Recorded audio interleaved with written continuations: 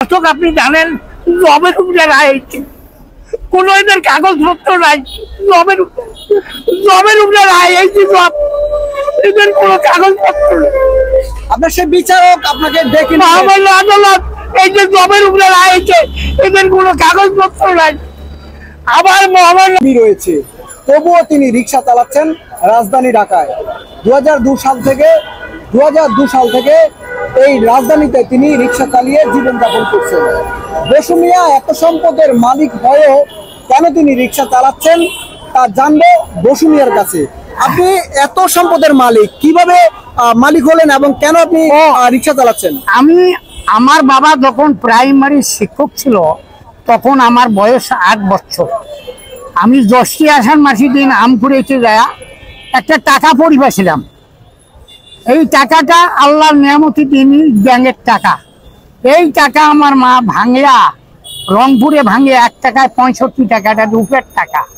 এই টাকা ভাঙিয়া আমার বাবার কাছ থেকে এই যে 471 দাগে 43 শতক, 475 দাগে 22 শতক, 476 দাগে 14 শতক, 603 দাগে 26 শতক, 477 দাগে 14 শতক, 476 দাগে 44 শতক, 599 দাগে 61 শতক, মোট 2 একর 10 শতাংশ জমি 6 দাগে আমার বাবা 67 সালে এবং 61 সালে আমাকে কলা দিয়েছে।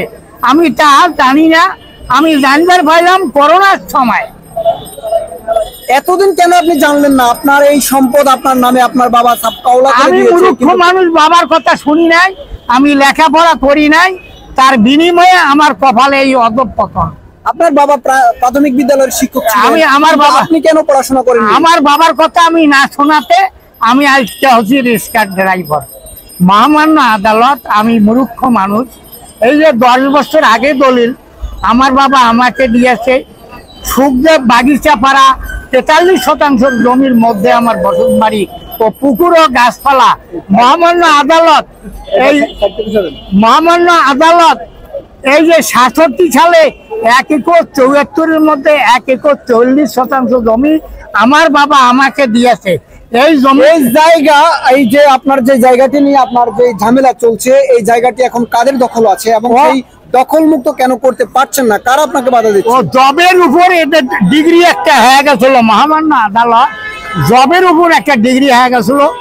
এই ডিগ্রিটা ধরা পড়ছে মান্নান জজের কাছে। সে একজন জিগাতলা কাঁচা বাজারে থাকিয়া আমাদের কুড়িগ্রামে ডিস্ট্রিক্ট জজ মহামান্য আদালত। সে চাকরি করতো 6 বছর। এই চাকরি 6 বছর করা অবস্থায় তাদের হাতে ধরা পড়ছে যে কাগজ একজনকার, দলিল একজনকার নামে, জমি খায় আর একজনে। মহামান্য আদালত এই মান্নান জজে আমার খুঁজি বাইর করিয়া সে একজন ঢাকা হাইকোর্টের 6 নম্বর বিচারপতিকে মহামান্য আদালত, তিনি পাবনা জেলার হাবিবুর রহমান, সে যুগ্ম জজ আদালত, মহামান্য আদালত তাকে অর্ডার করছে সে আমাকে ক্রস করিয়া তাদের ডিগ্রিটা আমি বাতিল করছি। মহামান্য আদালত আপনাকে এই বিচারক আপনাকে কিভাবে খুঁজে পেল, যিনি আপনার জানলেন এবং আপনাকে এই সম্পদ আপনার মালিকানায় যাওয়ার জন্য আপনাকে খুঁজে বের করলেন? খুঁজে বের করতে খুব গুরুত্বপূর্ণ অবস্থায় আমাকে খুঁজে বের করতে সে একজন এখন ঢাকা সুপ্রিম কোর্টের 6 নম্বর বিচারপতি, সে মান্নান জজ তার নাম ছিল। উনি এখনো আছে? এখনো এই ঢাকা সুপ্রিম কোর্টের উনি একজন 6 নম্বর বিচারপতি, 14 তলা ভবনে। এখন কি ওনার সাথে আপনি দেখা করেছেন? নগর সময় আমি গেছিলাম, 14 তলা ভবনে আমাকে লিফট দিয়ে উঠতে বলে, আমি লিফট দিয়ে উঠতে পারি নাই। মহামান্য আদালত সে বলতে যে আপনাদের যদি কাগজ ঠিক হয়, কাগজ যদি সত্যিকার হয়, যেহেতু আপনাদের বাবার সম্পদ, আপনাদের কুড়িগ্রামে রায় হবে 10 বছর আগের দলিল। মহামান্য আদালত আমি কেন রায় পাই না? এই সামনে 23 দিন পরে ওই মাসের 19 তারিখে আমার মামলার ডেট।